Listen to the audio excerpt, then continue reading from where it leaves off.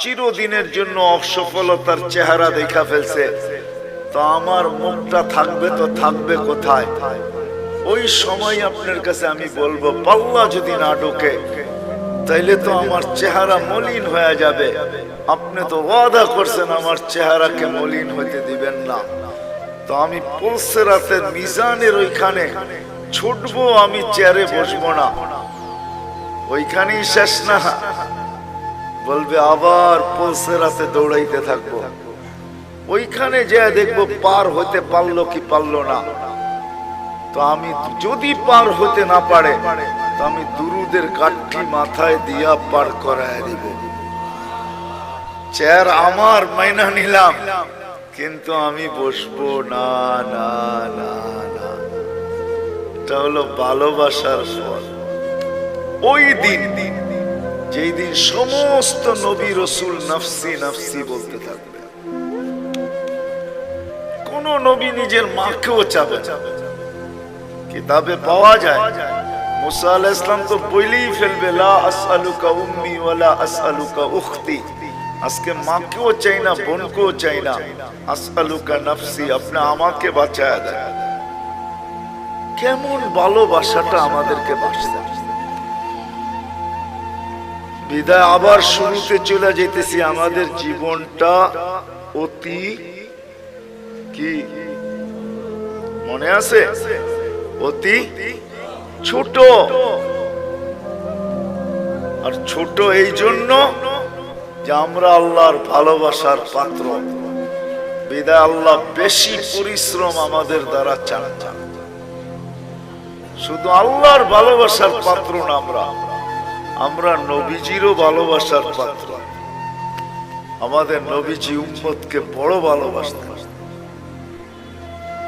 সত্য এটাই। কিন্তু এটাও বলছি আমি, আফসোসের বিষয়, উম্মত শুধু মুখে ভালোবাসে, মনে ভালোবাসে। শুধু মুখে কি করে? নবীকে মুখে ভালোবাসে, মনে ভালোবাসি না। মনে আমরা ভালোবাসি না। মনে যদি ভালোবাসতাম, তাহলে আমি প্রমাণ দিলাম, তাহলে সবাই হাত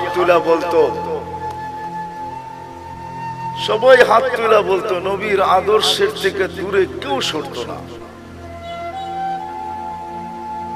কেননা এটাই তো সত্য, যে যাকে ভালোবাসে তার অনুসরণ অনুকরণ তার কাছে মজা লাগে। কি লাগে না? না লাগে না? তা আমরা যদি ভালোবাসি, তা আমরা তো অনুসরণ অনুকরণ নাই, আছে নাকি? কি বলেন? শতকরা কয়জনের ভিতরে আছে? আপনি জুব্বা পড়েন দেখি কি সবাই পড়ে নাকি? আপনি দাড়ি রাখছেন দেখি সবাই দাড়ি রাখে নাকি? অথচ দাড়ি তো নবীজি নিয়ে আসছে আমাদেরকে জান্নাতের টিকিট দেওয়ার জন্য। এই উম্মতকে দাড়ি দিছে জান্নাতে যাওয়ার জন্য। অন্য উম্মতকে কেন দিছে এটা আমি জানি না। এই উম্মত দাড়ি দেখায়া জান্নাতে যাবে। কোথায়? কি দেখায়া? দাড়ি দেখায়া চলে যাবে, দাড়ি দেখায়া। এই উম্মত দাড়ি দেখায় জান্নাতে চলে যাবে। তাফসীরের কিতাবে এটা পাওয়া যায়। মুসা আলাইহিস সালামের ব্যঙ্গ করত একটা লোক, এটার নাম সামেরি ছিল। সামেরি মুসা আলাইহিস সালামকে ব্যঙ্গ করত। ব্যঙ্গ বোঝেন তো? ব্যঙ্গ করত নকল করা দ্বারা।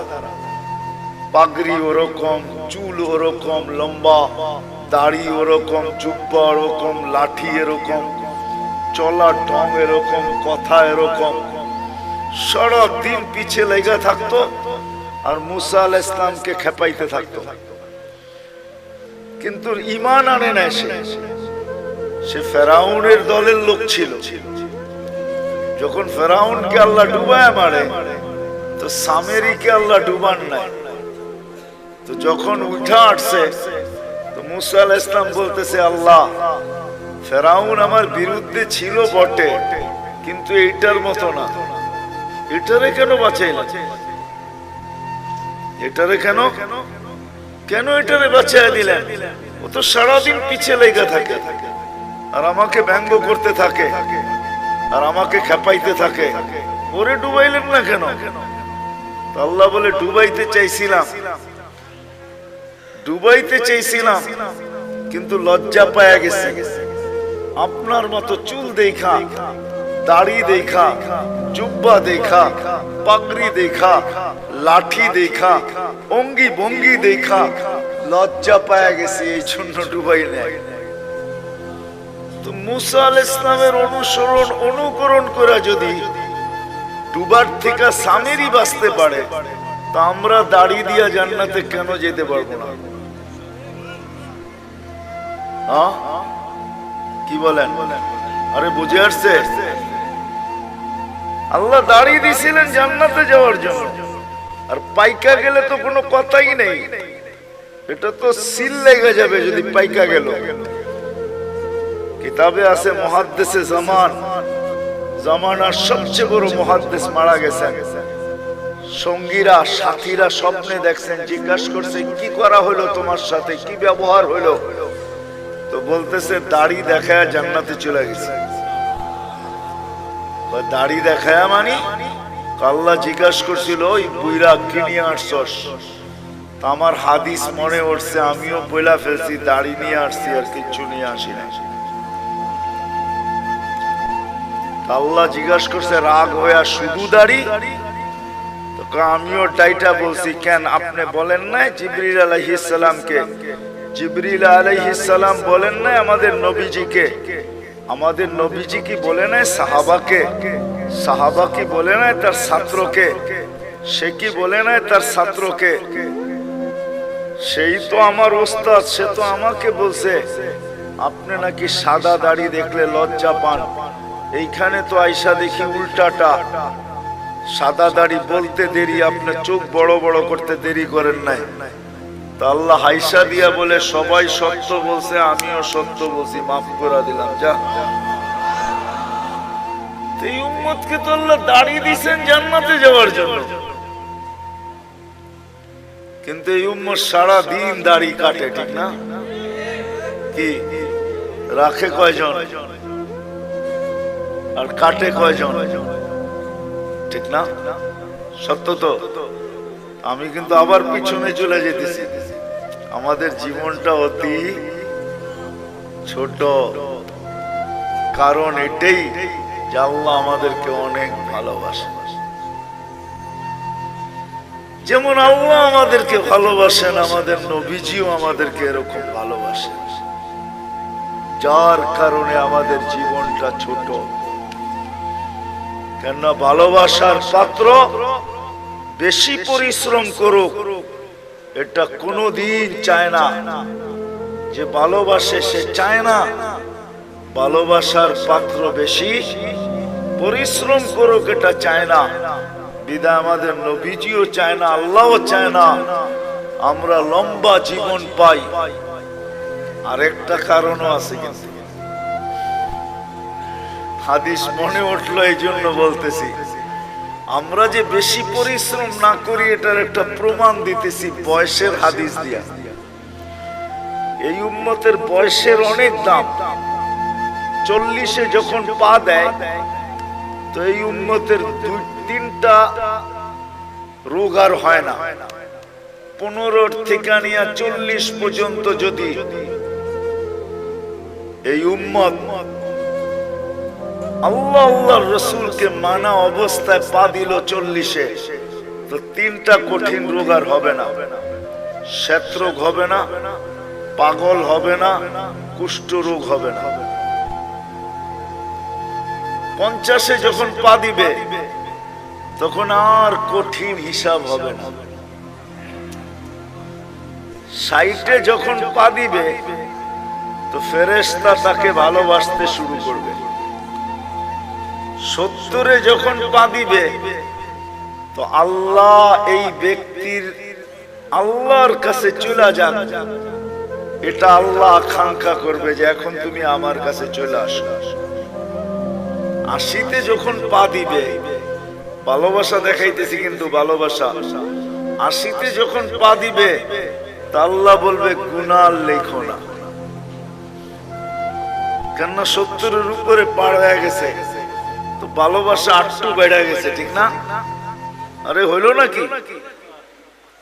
গুনাহ লেখো না, গুনাহ লেখা হয় না। 90তে যখন পা দেয়, 90 বছর বয়সে পা দিয়া ফেলছে, তা আল্লাহ বলে আগে পিছের গুনাহ আর রাখো না।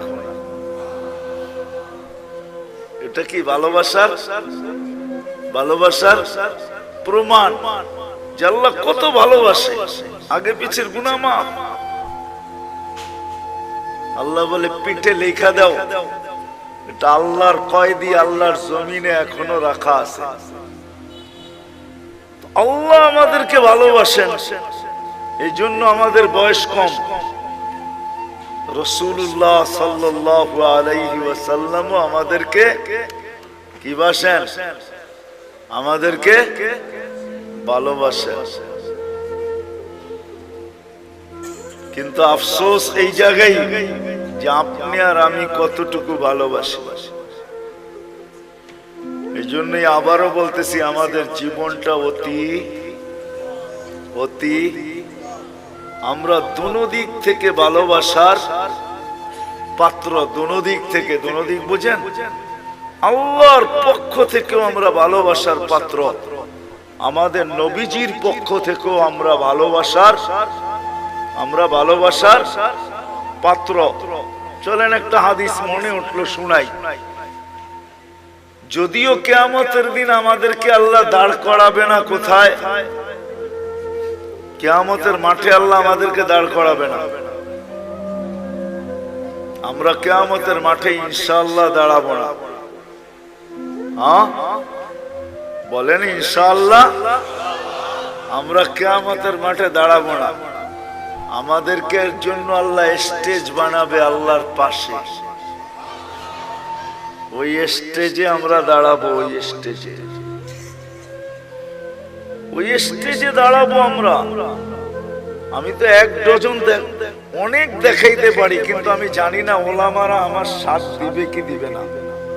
জালালউদ্দিন সুয়ুতী রহমতুল্লাহ আলাইহি লেখছেন, আমাদেরকে আল্লাহ স্টেজে দাঁড় করাবে, কেননা কোরআন বলে শুহাদা আলান নাস, আমরা কিয়ামতের দিন আল্লাহর পক্ষে সাক্ষী হিসাবে দাঁড়াবো।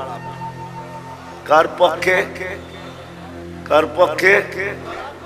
আল্লাহর পক্ষে কিয়ামতের দিন আমরা সাক্ষী হিসাবে দাঁড়াবো। আমরা যখন সাক্ষী হিসাবে দাঁড়াবো, তো আমাদেরকে আল্লাহ মাঠে দাঁড় করাবে না, আল্লাহর পাশে স্টেজে দাঁড় করাবে। কিন্তু সত্য তো এটা, হিসাব কিতাব তো হবে, ঠিক না? কি হবে না? তা আমাদের নবীজি জিজ্ঞাসা করবে, আল্লাহ হিসাব কিতাব কিভাবে নিবেন? তা আল্লাহ বলে সবাইটা যেরকম নিব এরকমই নিব। তা আমাদের নবীজি বলবে, যদি সবার সামনে আমার উম্মতের হিসাব কিতাব নেন, তাহলে তো আমি তো লজ্জিত হয়ে যাব, কেননা আমার উম্মত তো দুনিয়াতে গুনাহ করছে, আমি তো লজ্জায় পড়ে যাব।